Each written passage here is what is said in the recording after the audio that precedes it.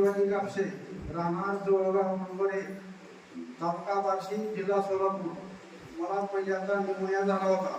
त्यानंतर अंधारे डॉक्टरकडे बार्शीला ॲडमिट झालो. 15 दिवस मी ICU मध्ये होतो.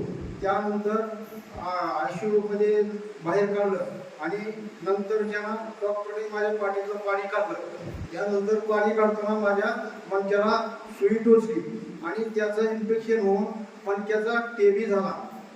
आणि त्यानंतर मला डॉक्टरने सांगितलं मणक्याचा TB झालाय, तुम्ही दुसरीकडे विलास केला पाहिजे. मग मी नंतर कुलकर्णी डॉक्टरकडे गेलो आणि कुलकर्णी डॉक्टरने पुन्हा माझं CT स्कॅन करून MRI करून मणक्याचा त्रास आहे म्हणल्यानंतर पडवळ डॉक्टरकडे गेलो आणि पडवळ डॉक्टरने MRI केल्यानंतर तिथलं 1 वर्ष गेल्या शिमग्या पौर्णिमेला वर्ष झालं गोळ्या खात होतो. नंतर त्यानं माझे UI बोडकीचे वाशी तालुका तिथले त्यांनी म्हणले इथे पप्पाकडे या, आशीर्वाद घ्या, त्यानंतर तुमचं व्यवस्थित होते आणि गोळ्या फेळ्या सगळं महिना झालं पप्पा मी खायचे बंद केले.